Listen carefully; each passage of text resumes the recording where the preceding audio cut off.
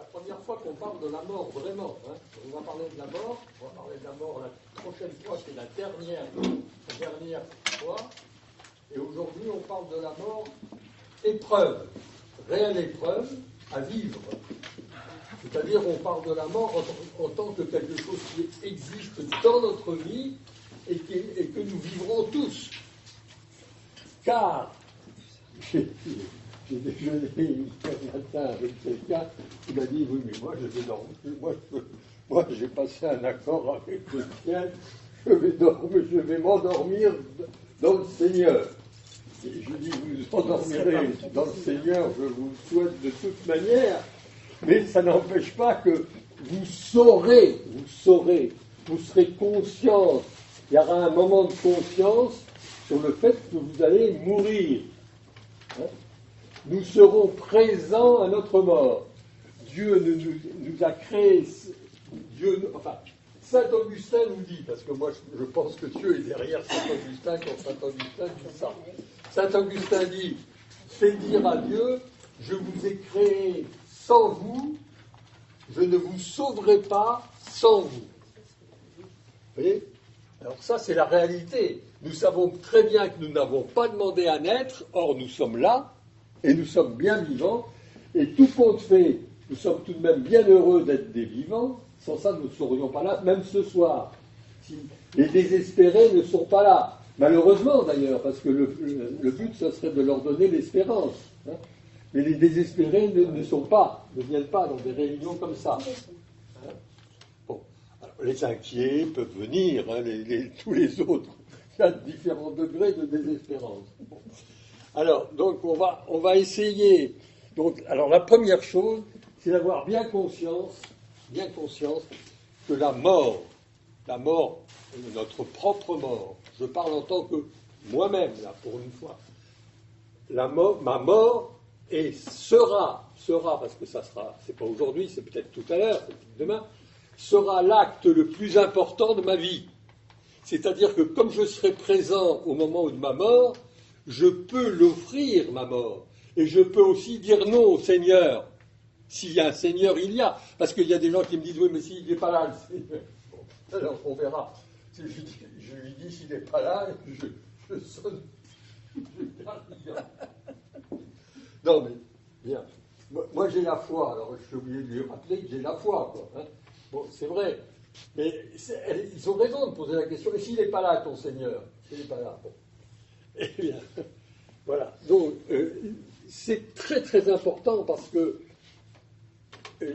j'ai énormément enseigné dans les écoles et dans les collèges, dans les lycées, dans les prépas. Et quand je faisais ma première réunion, je disais, je ne suis pas venu pour vous parler de votre concours ou de vos examens, je suis venu pour vous parler de la vie, de votre vie. Et si je suis venu pour vous parler de votre vie, je me dois de vous parler de la mort, parce que on ne peut pas parler de la vie bien si on ne parle pas d'abord de la mort. Enfin, tout au moins, c'était ma pédagogie. Et alors quand c'était des jeunes, ils étaient très, très intéressés, si vous voulez. D'autant plus que je leur disais, je commençais par une petite introduction d'anthropologie, en leur disant, mais est-ce que tu as demandé à naître? Ah non, je n'ai pas demandé à naître. Bon, tu as choisi ton père? Non. Ta mère? Ton nom? Non. Ton sexe? Non. Alors, tu n'as rien choisi, tu es comme moi alors. Tu n'as rien choisi. Tu as tout reçu. Est-ce que tu as pensé à dire merci? Alors, quand c'était des adolescents un peu ouverts, ils disaient, oh, je vais dire merci ce soir en rentrant. Je dis, ça ne suffit pas, hein. Il faut dire merci tous les jours. Merci papa, merci maman, et merci Seigneur. Parce que si c'est pas toi qui as choisi, bon, c'est tes parents, mais ils t'ont pas choisi toi, puisqu'ils ne te connaissaient pas. Pour eux, c'est un enfant, ils savaient. Bon, et puis, suivant l'époque, suivant quand tu es né, je dis moi, quand je suis né, on ne savait pas si j'étais un garçon, si j'étais une fille. En 1933, on ne savait pas, non? Quand même. Quand tu es né, quand même. Non, Quand je suis né, oui, Oui, mais pas. Mais pas pendant la grossesse. pendant la grossesse. C'est ça. Parce que vous m'inquiétez là.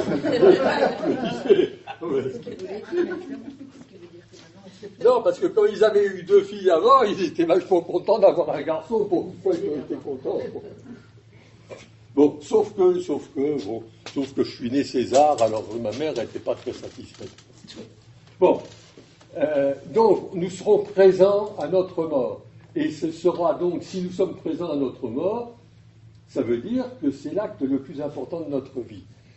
Et c'est important de dire ça comme ça, parce que c'est déjà régler le problème de la mort. Si, tout au moins pour ceux qui ont la foi, hein, si je dis ça, ça veut dire que je suis capable de penser dès aujourd'hui. Et moi, dans mon enfance, on me faisait préparer la bonne mort. Moi, je faisais des prières. Et dans mon petit livret des retraites de Saint-Ignace, que je n'ai pas pourquoi je n'ai pas ce soir, il y a la prière de la bonne mort.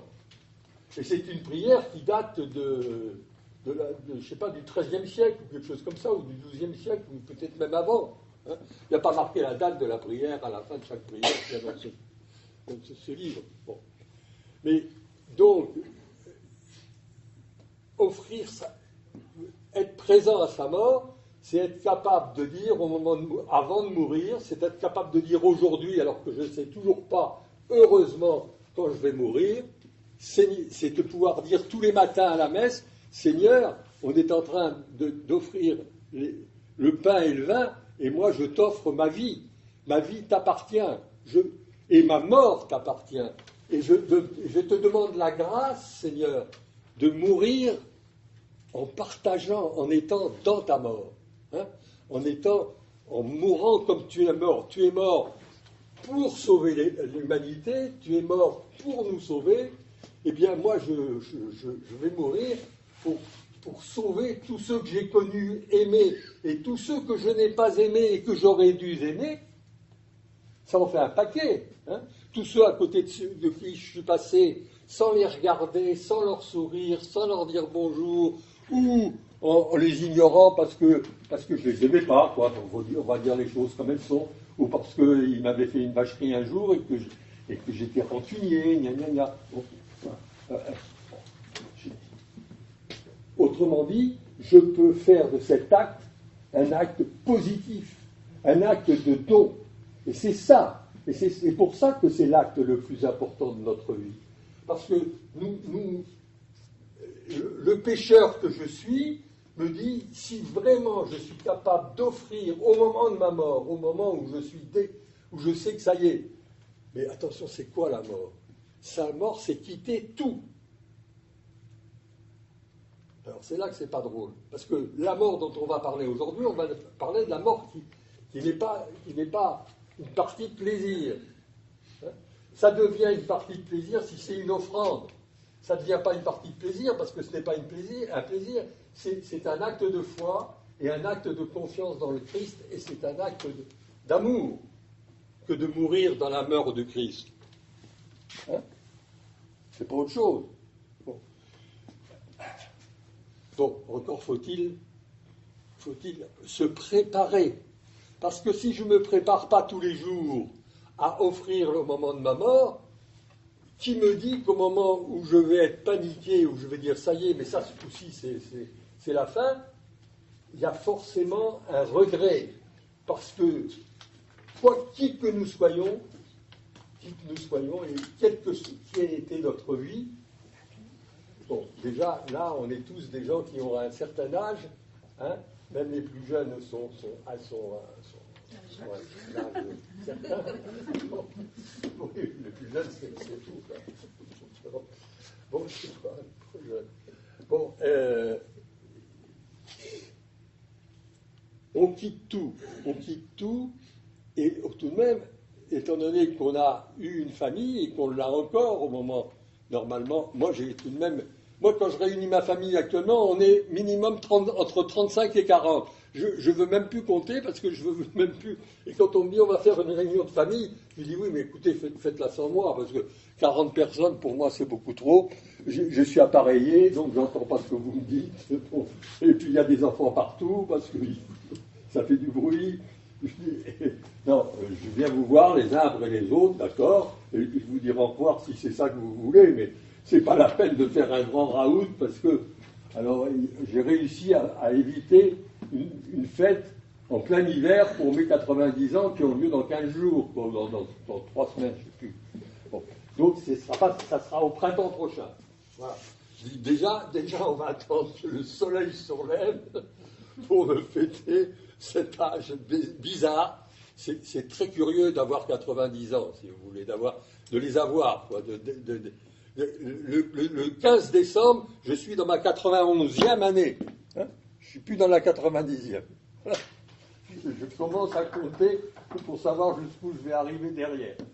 Bon, ça c'est simplement pour le sourire et pour dire qu'on peut vieillir en étant joyeux de vieillir. C'est d'ailleurs pour ça que j'ai pris l'initiative et que j'ai demandé la permission du curé de venir vous parler de ce qu'on a fait pendant déjà 6, c'est la sixième réunion, et une chaise pour madame qui arrive. Non, vous ne pressez pas. On n'est pas pressé, on parle de la mort, c'est pas grave.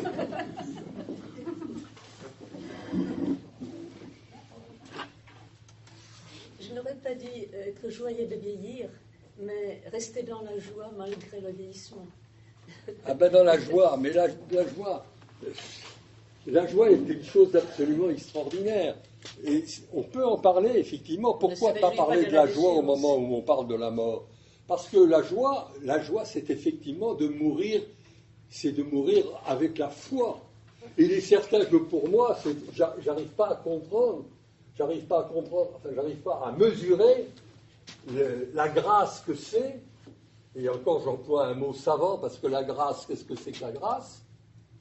Alors, j'ai déjà répondu à cette question aux autres réunions, et je répète que la grâce, pour bien que vous sachiez, parce que c'est un mot, la grâce, hein, mais on emploie des mots pour parler de religion qui, par exemple, aux enfants ou à ceux qui ne sont pas chrétiens, ne veulent rien dire. La grâce, moi, longtemps, j'ai cru qu'il ne fallait pas... Mais j'ai dit, mais moi, je n'ai pas envie de grossir du tout. Hein. Je disais à ma mère, j'ai dit, mais pourquoi est-ce que tu veux que... Je n'ai pas envie. Bon. Elle m'a dit, mais ça n'a rien à voir, tu n'as rien compris. J'ai dit, ben oui, mais la grâce, c'est quoi la grâce? Alors, la grâce, c'est Jésus-Christ qui s'incarne. C'est le Fils de Dieu qui s'incarne. C'est le Fils de Dieu qui meurt sur la croix. C'est le Fils de Dieu qui crée l'Église. C'est l'Église. C'est ça la grâce. Hein, c'est ce que nous vivons. C'est ce que nous vivons au jour le jour dès que nous avons la foi. Hein, c'est ça. Nous sommes dans la période où nous recevons grâce sur grâce. C'est ce que dit d'ailleurs l'apôtre Paul. Vous recevez, depuis que le Christ est venu, vous recevez grâce sur grâce. Hein. La Vierge Marie est la dispensatrice de toutes les grâces de Jésus-Christ. Toutes les grâces de Jésus-Christ. C'est pour ça qu'on peut la prier comme si elle était presque une divinité. Elle n'est pas une divinité, c'est une femme. C'est une femme comme toutes les femmes. Avec cette différence tout de même. C'est qu'elle était Immaculée Conception. Mais on a attendu 1952 pour l'affirmer. 1952, vous étiez... Non, vous n'étiez pas tous nés, excusez-moi. Bon. Moi, j'étais né, oui, depuis déjà 9 ans, quoi. Bon. C'était pas 1856 pas Comment? C'était pas en 1856 l'Immaculée Conception. Si, mais c'était au 19e. C'est au 19e, et alors 52, c'est quoi? C'est ce qui était confirmé. C'est quoi le en 52? C'est l'Assomption. C'est l'Assomption de la Sainte Vierge, avec son corps. Oui, bon, bah. L'un découle de l'autre. L'un découle de l'autre, comme toujours. Comme nous avons vu, pour ceux qui n'étaient pas là, si vous voulez, que, par exemple, la messe découle directement du fait que Jésus s'est incarné. Il n'y a pas d'incarnation sans mystère de la Trinité. Et il n'y a pas de Trinité sans le Christ qui s'incarne, puisque c'est lui qui nous dit, j'ai un Père, hein, il nous dit qu'il a un Père, il nous parle d'un Saint-Esprit, nous on ne savait pas ce que c'était que le Saint-Esprit avant lui, hein, et il a un Père et il a un Saint-Esprit. Voilà quelqu'un qui se dit le Fils de Dieu et qui dit, je suis le Fils de Dieu et je suis venu faire la volonté de mon Père. Ah bon, ils sont déjà deux. Et puis ensuite, il dit, je vais vous envoyer un consolateur, hein, le Saint-Esprit. Et il faut que je m'en aille pour que je puisse vous l'envoyer. Bon, vous voyez, non mais c'est réel, c'est pas... on est ici, on travaille, on réfléchit, mais on réfléchit parce que nous sommes l'Église. L'Église, c'est nous. Par exemple, l'Église, si j'ai expliqué l'Église, je vais vous dire que l'Église, elle est sainte. Pourquoi? Parce qu'elle est faite de saints. Vous êtes tous appelés à la sainteté. Si vous avez fait ceux qui ont fait le parcours ont accepté de faire le parcours dans lequel il y avait à un moment donné, soyez saints comme votre Père Céleste est saint. Je dis, avant de travailler là-dessus, il faut que vous sachiez que la première chose pour que vous deveniez saint, c'est que vous ayez envie de devenir saint. Parce que si vous n'avez pas envie de devenir saint, je vais pouvoir vous parler de la sainteté pendant des heures et des heures, mais si vous n'avez pas décidé à vous mettre en route, à vous mettre debout pour aller vers la sainteté, alors vous n'allez pas y arriver, bien sûr, puisque Jésus lui dit, sans moi, vous ne pouvez rien faire. On ne peut être saint qu'en demandant au Jésus d'être saint. On ne peut mourir dans la bonne mort qu'en demandant au Christ de mourir dans sa mort. Vous comprenez? On ne peut mourir heureux, on ne peut mourir dans la joie, on ne peut faire la réunion de la semaine prochaine qui est la mort, dernière miséricorde pour nous, dernière miséricorde, pas pour ceux qui suivent, on veut pas la miséricorde eux aussi. Tout le monde a le droit à la miséricorde du Christ. Mais la miséricorde, c'est le titre de la prochaine réunion. La mort, dernière miséricorde de Dieu. C'est formidable de faire cette dernière réunion, parce que c'est une réunion qu'on doit faire dans l'action de grâce. Mais aujourd'hui aussi, d'ailleurs. Alors, si, la seule chose aujourd'hui sur laquelle il faut essayer de réfléchir, et j'ai déjà essayé de réfléchir, mais c'est vraiment très compliqué, il y a un problème. C'est que cette mort que nous allons vivre, que notre corps va supporter, c'est notre corps qui nous lâche, hein, c'est notre corps qui nous lâche. Alors ça, moi, je le sais déjà, parce que c'est comme ça que je sais que je vieillis. Parce que sans ça, quand on me dit que j'ai mon âge, je dis, c'est vous qui le dites, mais moi, je ne sais pas, ça fait longtemps que j'ai abandonné de savoir quel âge j'ai. Et comme je n'ai pas bonne mémoire, tant mieux que je ne sais plus très bien. Voilà. Alors, de temps en temps, on me le rappelle. Mais maintenant, c'est pas d'autres gens qui me le rappellent. C'est mon corps qui me parle. Hein. Et par exemple, cette nuit, je brûlais. J'étais au purgatoire cette nuit. Hein. J'étais dans le feu. J'avais le feu au corps. C'est-à-dire que tout mon corps était brûlant. Je brûlais. Et je me suis réveillé en me disant, mais qu'est-ce que je fais? Je vais aller sous la douche. Je dis, non, je ne vais pas aller sous la douche, même. Je dis, je vais parler à mon ange gardien et je vais lui demander d'offrir ça au Seigneur pour tous les péchés que j'ai faits. Et encore, ça ne sera certainement pas suffisant. Il faudra beaucoup de nuits comme ça pour que ça donne. Voilà. Non, mais si vous voulez, j'ai l'air de plaisanter, mais je parle de choses excessivement sérieuses et que moi je trouve très sérieuses. Alors la chose la plus importante dont je voulais vous parler, c'est le fait que la souffrance. Qu'est-ce la souffrance? Il y a des gens l'autre jour qui me disent « Ah oui, mais le Christ aurait pu ne pas passer par la souffrance. » Je regarde, c'était un prêtre qui me disait ça. Je lui dis « Vous êtes sûr ?» Non, mais je dis ça parce que c'est vrai de le dire. J'ai dit non. Il ne suffit pas que vous disiez quelque chose pour que ça te devienne vrai. Ça, c'est faux. Et pour moi aussi, c'est faux. Il ne suffit pas que je dise quelque chose pour que ça soit vrai. Bon. Parce qu'on peut se tromper, et puis on peut volontairement mettre l'autre dans l'erreur exprès. Non, je lui dis, la souffrance, c'est un mystère. Et alors moi, j'ai une chance particulière. C'est que je me suis beaucoup occupé d'enfants, ils ne sont plus des enfants maintenant, mais qui avaient des maladies orphelines.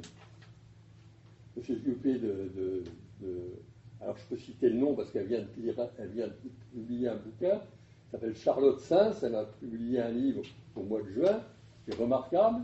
Hein. Je l'ai connue quand elle avait 12 ans, on m'a appelé chez elle pour me demander si j'acceptais de la préparer à la confirmation, j'ai dit oui, à condition qu'il y ait une deuxième jeune fille qui vienne pour que je ne sois pas seul dans un appartement de Versailles avec une fille de 12 ans alors que j'avais 55 ans à l'époque, ou des choses comme ça.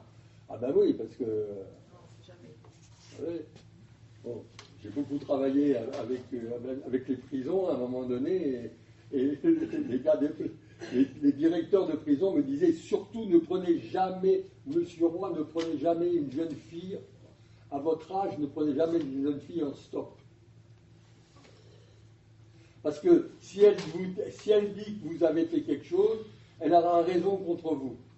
Parce que vous êtes un homme, vous êtes plus fort, vous êtes plus âgé, etc. Donc vous aurez tort. Alors, si vous ne voulez pas prendre le risque, ne prenez pas, tant pis. Hein.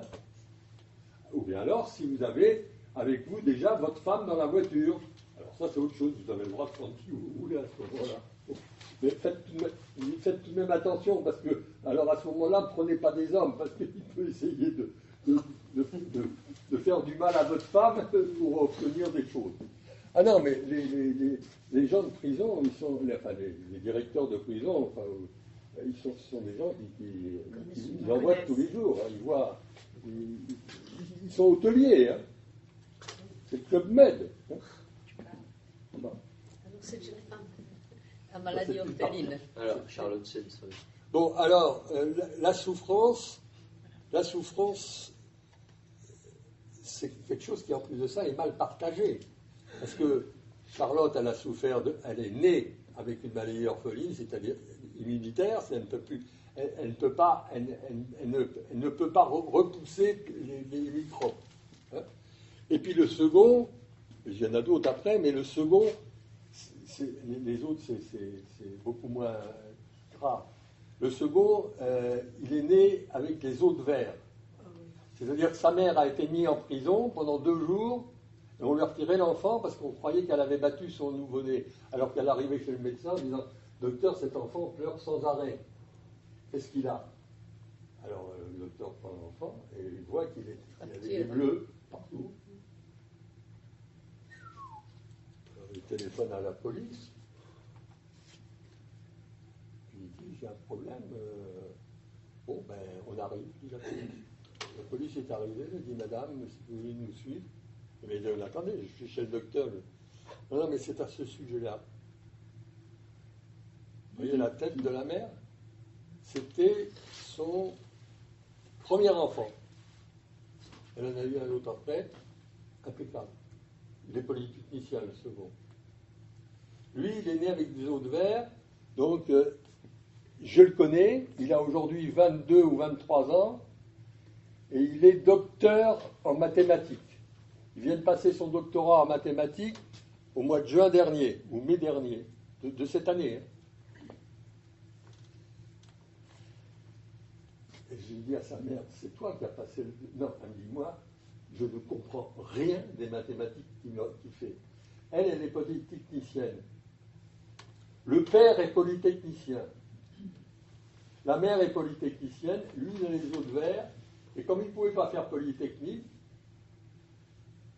à 14 ans, il a fait une prépa à Auch, à Versailles, parce qu'il avait son bachelor avec mention bien, et il a intégré Normale Supérieure Sciences.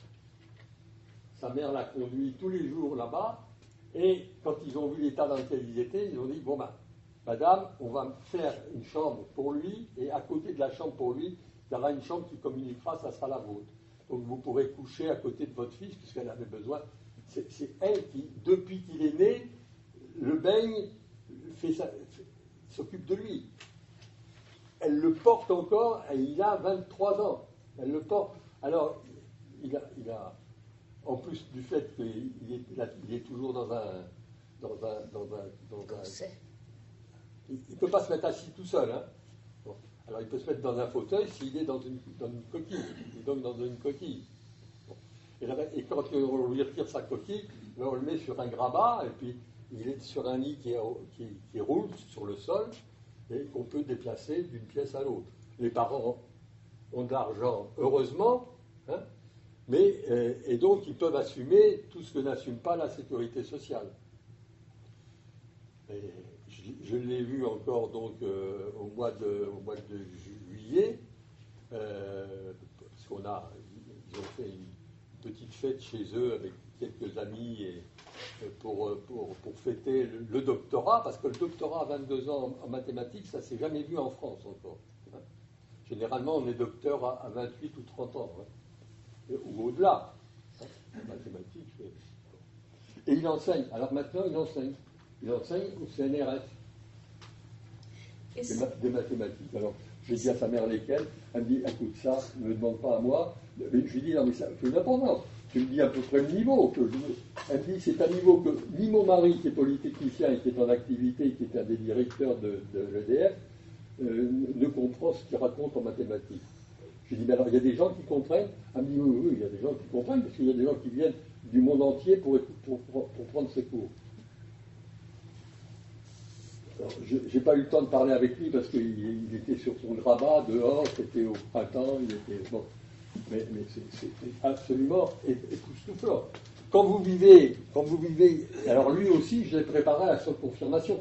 Comment est-ce que j'ai connu ces gens-là? Parce que j'étais le monsieur qui pouvait se déplacer pour aller préparer des enfants malades ou pas malades, parce que je me suis aussi déplacé pour occuper des enfants malades. Mais tous les enfants ne sont pas malades.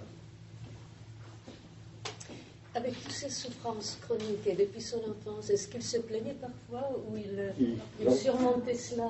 Il était heureux intérieurement? Il rayonnait le bonheur? Non, lui, il n'était pas heureux intérieurement. Non, lui, il n'était pas heureux. Et sa mère, c'est sa mère qui a tout accepté. Tout. Lui, il a eu une enfance... j'ai posé la question à un moment donné, parce que je suis forcément très intime avec la famille, avec le père, la mère et le frère. Le frère, je l'ai eu à Blanche de Castille, je l'ai eu en classe, en troisième, en seconde et en première. Hein, pour faire mais ça n'empêche pas que c'est des cas limites, si vous voulez. C'est des cas limites, c'est des cas exceptionnels, avec des familles exceptionnelles de toute manière. Mais des familles exceptionnelles qui souffrent énormément. Peut-être que celle qui souffre le moins, c'est celle du mathématicien, celui qui est le plus handicapé. Parce que la petite qui a une maladie immunitaire, elle peut pas faire grand-chose. Mais c'est la fille la plus cultivée que je connaisse. À 39 ans, elle fait de la mise en scène pour du théâtre d'amateur, elle fait elle-même les costumes, elle dessine les costumes et elle les coud elle-même à la main.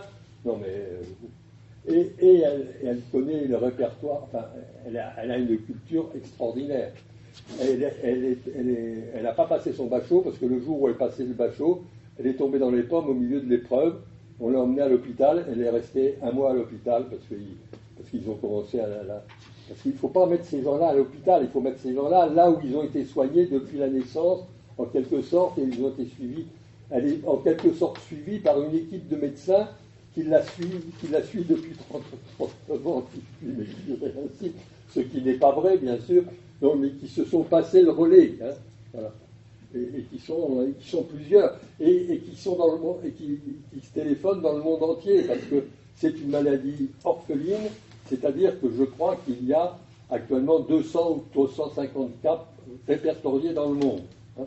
Et ils meurent tous avant 25 ans, sauf elle qui en a 39. Pourquoi?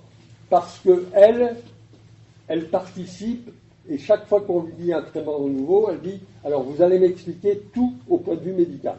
Pourquoi vous faites ça? Qu'est-ce que vous faites? Qu'est-ce que vous cherchez? Quelle réaction de mon corps cherchez-vous? Alors, les médecins, au début, quand elle a commencé à faire ça, à peu près à l'âge de 12 ans, vous voyez, à la puberté. Bon. Alors, c'est une fille qui est handicapée physiquement, c'est-à-dire qu'elle est toute petite. Bon, mais à part ça, une femme petite, ça existe. Voilà, bon, donc la souffrance, c'est donc une chose qui est dans la mort. La mort, c'est un passage par la souffrance. Nous souffrons, nous sommes appelés, il n'y a pas de résurrection sans mort, et il n'y a pas de mort sans souffrance. Patrick, je me permets de vous poser la question quand même, ces personnes qui souffrent énormément. Pour elles, finalement, la mort devrait on n'y arrive pas. Le sujet est être la libération. Elle désirait la mort, c'est comme une libération. Mais pas du tout, elle désire vivre. Elle désire vivre le plus longtemps possible, et elle désire participer au progrès de la médecine, et elle est reconnue par les médecins comme quelqu'un qui fait partie de leur équipe. Elle dit, mais sans elle, on ne peut pas travailler, nous, on ne sait pas travailler. Pourquoi est-ce qu'on a avancé? Pourquoi elle vit jusqu'à 39 ans alors que partout ailleurs, les enfants meurent à 25 ans? C'est parce qu'ils n'ont pas réussi à créer une équipe qui comprend dans l'équipe comme personnage principal le malade lui-même, qui est actif. Et c'est-à-dire qu'il les guide, qu'il leur dit « mais ça je ne peux pas supporter ». Et elle le sent tout de suite quand on fait une piqûre. Alors maintenant, ils font des tests avant de lui envoyer quelque chose sérieux, par exemple, ils font des tests de piqûres sous-cutanées pour voir comment son corps déjà répond à une piqûre diluée. Et si le corps dit rien, à une piqûre diluée en sous-cutanée, ils essayent d'augmenter jusqu'à ce que le corps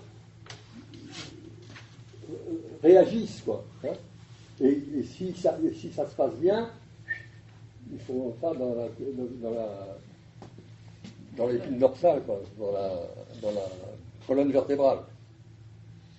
Et généralement, tous les mois, elle a une injection. Alors, pas forcément la même chose, hein, parce que... La mort et souffrance. La mort et la souffrance. Oui, alors pour l'instant, elle survit. Elle est heureuse de vivre. Elle est très, très fatiguée parce qu'elle va à l'hôpital tous les 15 jours au moins, et que quand elle est en vacances, elle ne peut pas aller en vacances. Alors, pendant les vacances, quelquefois, elle ne va pas à l'hôpital, parce que ses vacances, c'est chez ses parents qui ont une maison en je ne sais plus où, dans le petit sud, au-delà de la Bretagne, ça s'appelle.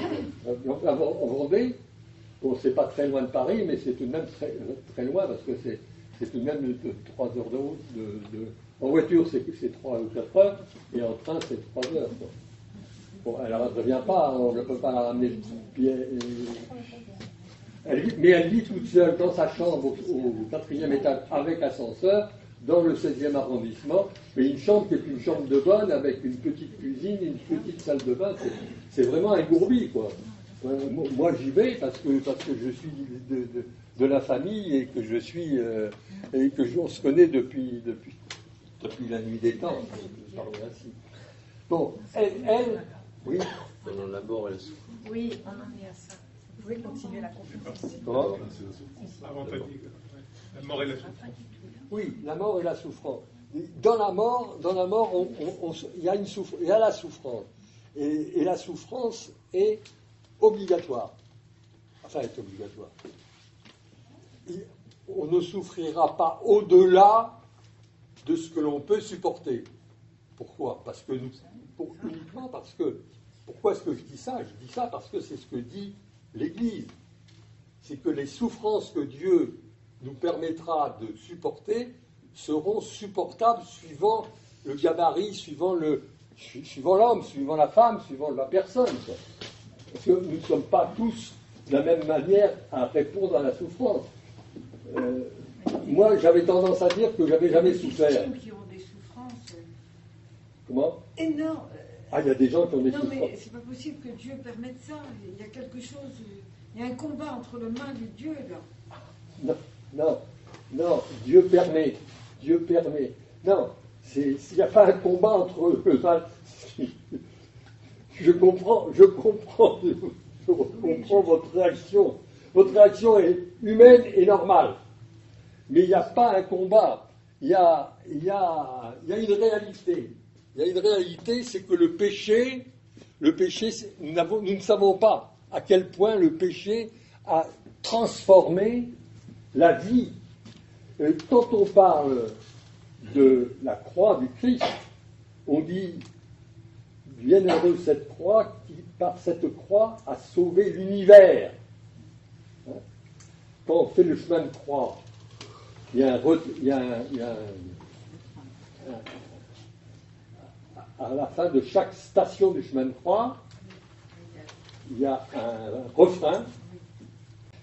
C'est pas exactement ça d'ailleurs, la formule. J'ai pas mon livret. Pas très grave, c'est par ta croix, tu as sauvé le monde. Comment? Par ta croix, tu as sauvé le monde. Par ta croix, oui, par ta croix, tu as sauvé le monde. Hein? Bienheureuse croix, bienheureux. Merci. On s'adresse à Jésus. Non? Oui, tout à fait, je ne sais plus. En gros, Oui, c'est par ta croix que tu as sauvé le monde, c'est ça. Sainte croix. Bienheureuse croix par laquelle tu as sauvé le monde. Hein? Bon, mais le mal existe effectivement, mais le mal est la conséquence du péché. C'est le mal qui vient disloquer l'ordonnancement de toute la création. L'homme pécheur, par son péché, transforme tout son environnement, y compris l'environnement sur lequel il n'a aucune puissance, puisque l'univers est compris dedans. Hein. Parce que la prière de l'Église, c'est sur l'univers, c'est pas qui a sauvé le monde, c'est qui a sauvé l'univers. Bienheureux Sainte Croix qui a sauvé le monde. Hein. Non, qui a sauvé. Alors, certaines traductions disent sauver le monde, mais les traductions anciennes disent l'univers, c'est-à-dire l'univers invisible, visible et invisible. C'est-à-dire voilà. Il y a dans la mort, il y a dans la souffrance, non seulement un mystère, mais effectivement, ce que vous dites, un scandale. Pour nous, un scandale. C'est la souffrance. La souffrance est par définition étrangère à toute justice, apparemment. Bon, mais la justice aussi, c'est encore, c'est une notion. On sait très bien qu'il n'y a pas de justice humaine, par exemple. Hein. La justice humaine n'existe pas. On est incapable d'être juste. On sait à peine pardonner. On a beaucoup de mal à pardonner vraiment. Quand vous voyez des familles qui se sont vraiment déchirées, vous apercevez qu'à 3 générations, il reste des traces. Bon, c'est pas vrai dans la famille que je connais, moi, ma famille, mais bon, parce que sans doute qu'on n'a pas beaucoup cherché, hein, parce que je pense que c'est vrai dans toutes les familles. Dès qu'il y a eu des héritages, des trucs, machin, on s'est fâché à un moment donné, dès qu'on fait des partages, même aujourd'hui, moi je suis content. Le fisc, un beau jour, m'est tombé dessus, il m'a tout pris, et j'ai juste ma retraite pour vivre, et j'ai plus rien, tout le reste. Et ils ont essayé de trouver ce que j'avais soi-disant détourné, ils n'ont jamais pu le trouver, parce que malheureusement, je n'avais rien détourné. Parce que et alors, j'ai gagné contre eux, et on m'a dit, j'ai remercié l'avocat, bien sûr, il m'a dit, tu me remercies surtout pas. On n'a pas le droit de gagner contre le fisc. En France, on n'a pas le droit de gagner contre le fisc. Je t'ai pris parce que tu étais un ami, mais je ne prendrai pas 2 cas comme ça, parce que sans ça, je vais être moi-même suspecté d'être le mec qui prend ton prix et qui le cache quelque part. Il dit non, on n'a pas le droit de gagner, on n'a pas le droit de gagner un procès contre le fisc. C'est vrai ça? Non, c'est pas vrai. C'est pas vrai? Oui, la preuve c'est que j'ai gagné un procès contre le fisc. Ah oui. Et la souffrance. Mais la souffrance. Non fiscale. Voilà. Non fiscale. La souffrance, c'est vraiment un point d'achoppement terrible. Hein. Alors, quand on est devant un point d'achoppement terrible, on l'appelle, c'est un mystère, la souffrance. C'est un mystère, mais c'est permis. La souffrance est permise de Dieu. D'ailleurs, il y a un écrivain français qui a fait un très beau bouquin, Dieu ou la permission du mal. Hein. La permission. C'est-à-dire, il laisse faire. Pourquoi? Parce que Dieu seul peut d'un mal faire un bien. Voilà. Et c'est vrai. Et c'est vrai parce que dans la vie spirituelle, on apprend, et c'est vrai expérimentalement quand on développe sa vie spirituelle, c'est que toute épreuve accueillie, attention des mots que j'emploie, toute épreuve accueillie et offerte se transforme immédiatement en pluie de grâce. Toute épreuve. qu'elle soit physique, morale ou ceci, cela. Accueillie, c'est-à-dire qu'il faut déjà l'accueillir. Il faut déjà se dire, ah mais pourquoi ça tombe sur moi? Ben, on ne sait pas. Non mais ça me tombe dessus, donc je l'accueille. C'est une position, c'est pour ça que le mot accueillir est tout seul. Hein. On ne peut pas mettre supporter, non, supporter c'est déjà supporter. Supporter, hein, non. Hein. Bon. J'accepte, non, accueillir c'est ouvrir grand. Consentir. Consentir. Oui, mais accueillir c'est mieux que consentir parce que consentir c'est dire, tu me donnes des coups, j'accepte, vas-y, continue. Non, accueillir. Moi, je ne cherche pas à prendre des coups, je ne cherche pas à avoir des ennuis, ceci, mais quand ça me tombe, j'ai deux positions, quoi. L'autre jour, j'étais avec ma voiture tombe en panne. Quand ma voiture tombe en panne à mon âge, c'est un drame pour le vieillard que je suis. Parce que tout de même, il ne faut pas oublier, ça, je suis obligé de me souvenir que je suis un vieillard quand ma voiture tombe en panne. Parce que je peux pas faire des kilomètres par jour. Je fais déjà des kilomètres chez moi sans arrêt, parce que l'appartement est petit, mais je me fatigue beaucoup, parce que j'arrive dans la cuisine, je ne sais pas pourquoi j'y suis. Non pas parce que je suis complètement fou, non, mais parce que j'avais une idée, mais je ne sais plus, j'ai perdu le fil de mon idée. Là aussi, on a perdu le fil, en fait. Donc, toute épreuve accueillie est... Qu'est-ce que vous allez dire? Je dis toute épreuve accueillie et offerte à Dieu, bien sûr, hein, se transforme immédiatement. Et là, voilà, j'insiste sur le immédiatement. C'est-à-dire, c'est le fait d'accueillir et d'offrir en disant, Seigneur, merci. Et alors, on nous explique bien que pour pouvoir faire ça, il faut commencer par accepter toutes les petites emmerdes de tous les jours, de rien du tout. Parce qu'il faut prendre l'habitude. Il faut que le corps lui-même prenne l'habitus, hein, donc, qui est une deuxième nature de notre corps, qui est la mémoire du corps. La mémoire du corps, c'est l'habitude qu'il prend. Hein. Le corps, quand moi je bute contre une pierre, mon corps m'empêche encore de tomber. J'ai réussi à arriver à cet âge sans encore tomber. Hein. Mais je ne suis pas passé loin plusieurs fois. Hein. Et je fais très attention dans mon appartement. Hein.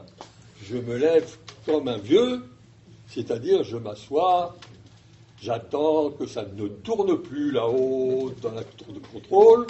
Hein. Et puis je me mets debout en me tenant à la table de nuit, qui est une table de nuit solide. Hein. Bon. Et puis, bon ben ça va, je vais essayer. Et puis je pars. Et à ce moment-là, je commence à tituber. Alors, heureusement, l'appartement n'est pas grand, mais je sais par quel bout je vais aller. Là où la bibliothèque, là, des bibliothèques. Chez moi, il y a des bibliothèques dans toutes les pièces. Alors j'attrape un morceau de bibliothèque et je suis. Bon, on fait comme on peut, hein. On se débrouille. L'intérêt, c'est d'être un vivant et d'être astucieux, c'est-à-dire plus on vieillit, plus on devient malin. Hein. Alors moi, il y a des gens qui disent plus tu deviens sage. Je dis non, plus je deviens malin, plus je m'adapte. Hein. Voilà. Bon, mais ça ne résout pas le problème du scandale de la souffrance. Si vous avez des idées à donner, allez-y. Parce que moi je cherche toujours non pas à régler le problème, c'est pas moi qui le réglerai.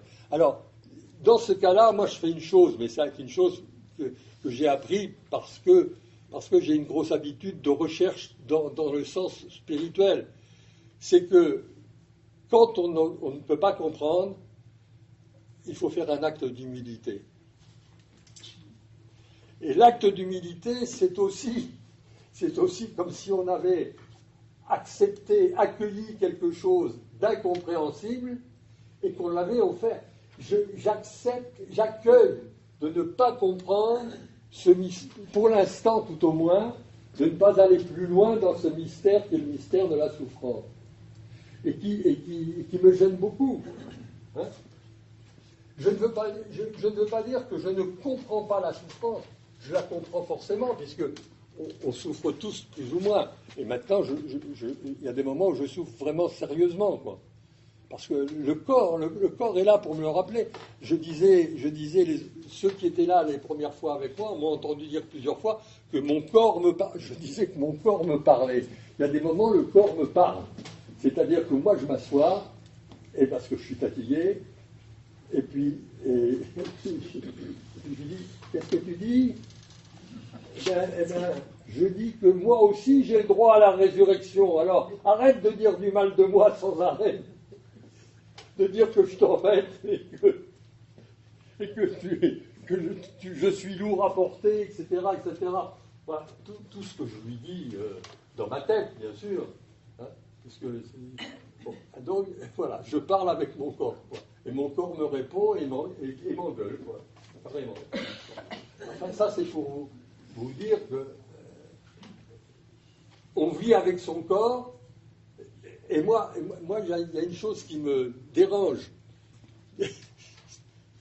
C'est pour vous dire, parce que là, je vous fais des confidences. Ce qui me dérange, c'est que j'ai vraiment l'impression que ce qui va souffrir le plus quand je vais mourir, c'est pas tout ce qui est spirituel en moi, c'est tout ce qui est matériel en moi, parce que mon corps, normalement, il va faire comme tous les corps, il va redevenir poussière.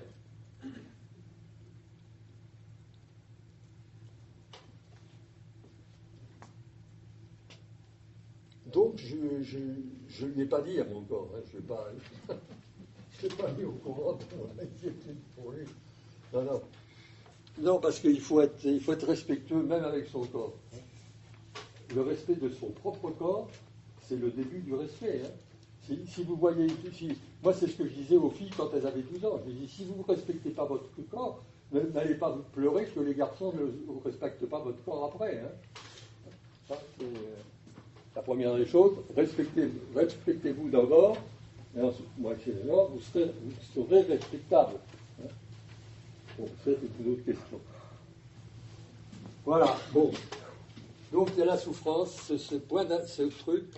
Et quand les gens disent mais le Christ pouvait passer par autre chose que la souffrance, je dis non, parce que la souffrance est le résultat immédiat du péché. Et comme il est venu pour nous sortir de cette glu qu'est le péché, parce que le péché c'est quelque chose. Hein. Bon, j'ai pas. Si vous voulez, il y a deux choses qui empêchent l'homme d'être. Il y a Satan, c'est-à-dire il y a le péché des anges avant le péché de l'homme. Tout au moins, c'est comme ça qu'on nous l'explique. Je veux bien, et j'admets parfaitement cette explication parce que je crois aux anges. Je me suis même disputé il y a 25 ans ou 30 ans en arrière avec le responsable de la catéchèse de Blanche de Castille parce que j'ai refusé que la religieuse qui était responsable de toute la maison vienne dans ma classe pour parler de l'ange gardien. Je lui dis, mais elle va dire quoi? Alors on me dit, on m'envoie le papier qu'elle avait préparé. Je lui dis, non, je ne suis pas d'accord, elle ne mettra pas les pieds dans ma classe. Oh, religieuse. C'est comme ça que vous dites. Non mais attendez, elle était en pleine hérésie. C'est passé entrer une hérétique dans ma classe de 6e. Quoi? Elle disait qu'il y avait pas l'ange gardien Non, mais elle disait que c'était une manière de parler de Dieu. Je dis attention, Dieu c'est Dieu, les anges c'est les anges. Les anges sont des créatures spirituelles, créées par Dieu. Mais c'est pas Dieu, c'est des envoyés de Dieu. Alors, la responsable me dit, oh là là, Patrick, trop drôle de ce que tu me fais là. Bon, qu'est-ce que je fais? Je dis, ben, si tu n'es pas d'accord, écoute, il y a une autorité, tu t'appelles l'aumônier de... Mais Jacob, il s'est battu avec l'ange, il s'est battu contre Dieu, enfin, il est avec Dieu. Il s'est battu contre l'ange. Voilà, mais on dit contre Dieu.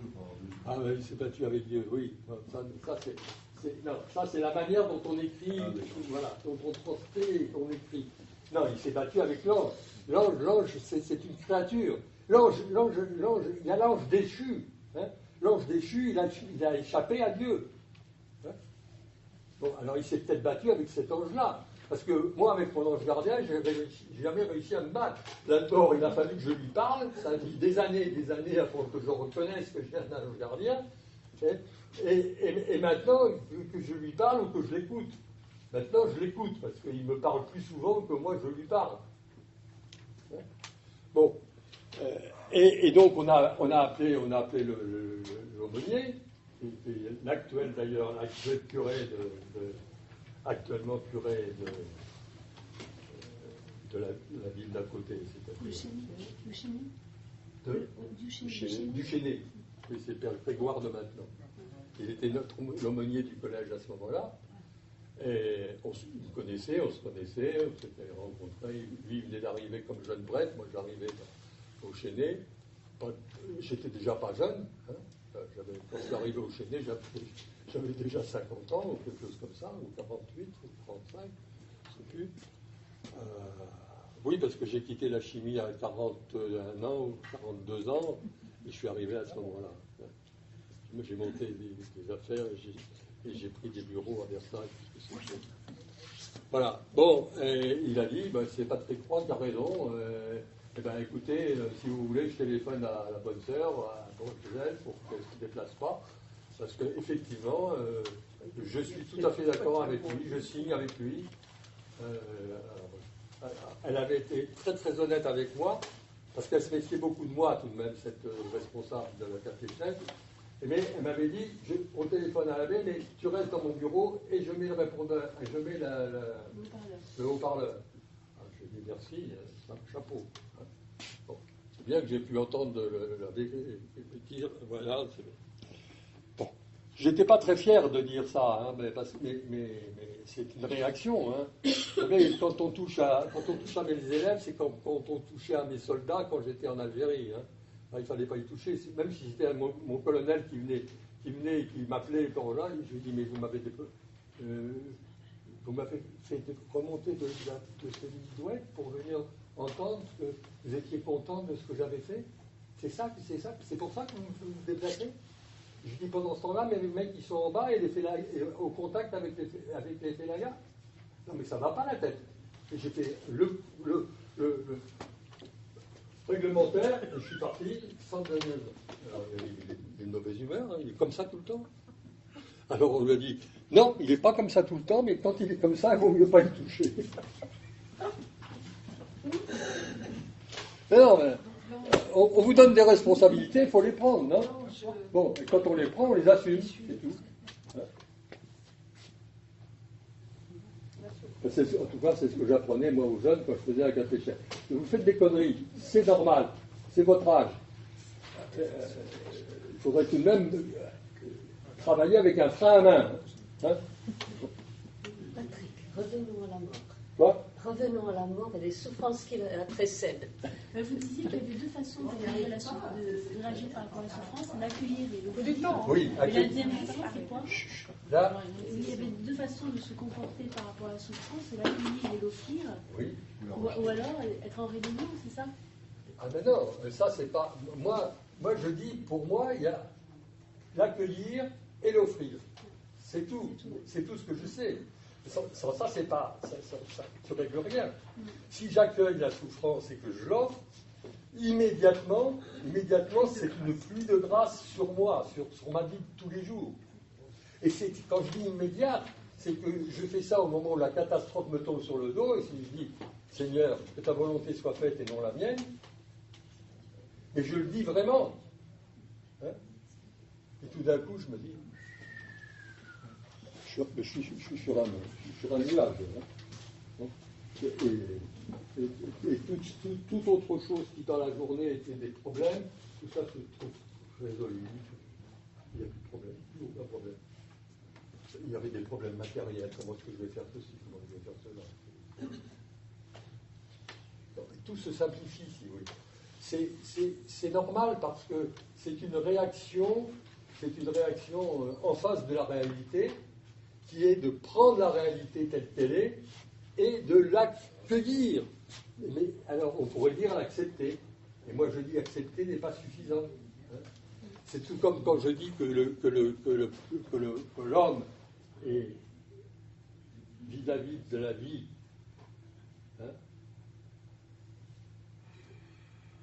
Quand je parle du principe de réalité du masculin, je dis que le principe de la réalité du masculin est que l'homme est non pas responsable, mais qu'il est serviteur de la femme, de l'épouse, de la mère, de l'enfant, de la vie.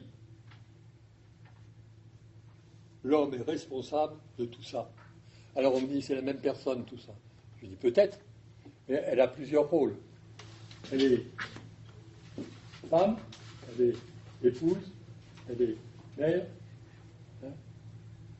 elle porte la vie, bon, et c'est un enfant vivant qu'elle porte.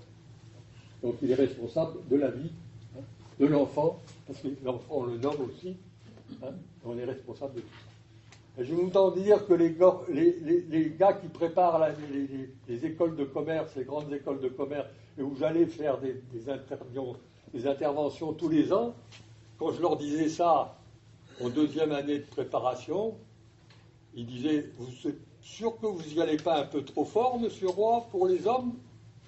Je lui dis, je suis bien en dessous de la réalité de ce que vous devriez être.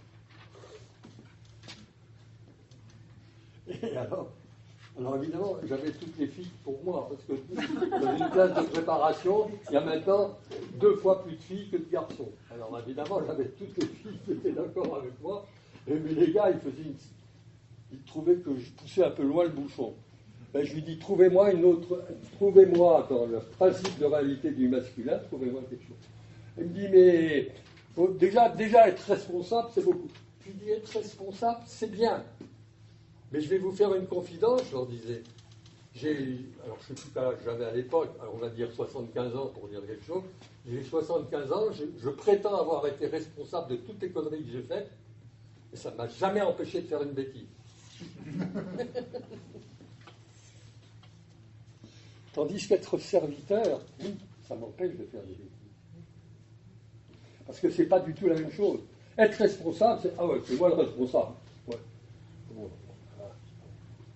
Mal foot, comme disaient les Anglais. Mal foot. Les Anglais ne peuvent pas faire comme tout le monde. Nous, on dit mon œil, ils disent mon pied et ils montrent leur œil. Bon, ça, c'est une question de civilisation. Surtout, il faut garder toute espérance. Qu'importe un peu d'ennemis et de souffrances, la route est bonne et la mort est au bout. Oui, garde toute espérance surtout. L'amour là-bas te dresse en nid de joie. Éric dit bien piège et dit bien séducteur, puisque la paix est là sur la hauteur qui... Oui, mais ça c'est de la poésie. C'est bien, c'est bien. Moi je suis aussi, à mes heures, je suis poète. Mais c'est sur la mort que nous sommes là pour. Mais... Voilà, bon. Merci. Vous nous faites rire sur la mort. Ben oui, il a raison, il est l'heure. Hein. Eh oui. Je croyais qu'on en sortait. On peut avoir le mot de la fin. Quoi? Ben, qu'est-ce que vous voulez que je vous dise à la fin que j'ai trouvé? Qu'est-ce que c'était que la souffrance? Non, je n'ai pas trouvé. Même avec vous présente, j'ai pas trouvé. J'ai pas trouvé. Mais si vous voulez, je crois qu'il ne faut pas nier ce qui est difficile. Hein. C'est la mort, c'est pas une partie de plaisir. C'est ça que je veux dire. Hein, de toute manière. Et nous passerons, et il faut savoir de manière à pouvoir passer dans la mort, il faut savoir offrir notre mort. Et c'est pour ça que ça a une valeur d'offrir la mort, parce que on offre quelque chose vraiment qui est pénible. Alors, on aura chacun notre mort, on aura chacun la mort que nous avons préparée par notre vie. Car nous aurons forcément la mort que nous méritons. Alors ça ne veut rien dire, ce que je viens de vous dire. Parce que mériter, ça veut dire quoi? Ça veut dire, en fait, c'est pas que nous méritons, mais qui est au fond la logique de la manière dont nous avons vécu. Mais comme on peut se convertir jusqu'à la veille de sa mort, mais il ne faut pas attendre la veille de sa mort pour préparer sa mort. C'est ça surtout ce que je veux que vous reteniez. C'est que la mort, une bonne mort, ça se prépare par une bonne vie, ou tout au moins par une bonne vieillesse. Hein? Tout au moins par une bonne vieillesse. Hein?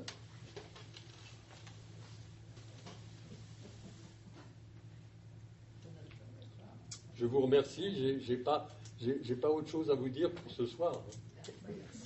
Merci Patrick. Très bien, ça sera bon. Merci.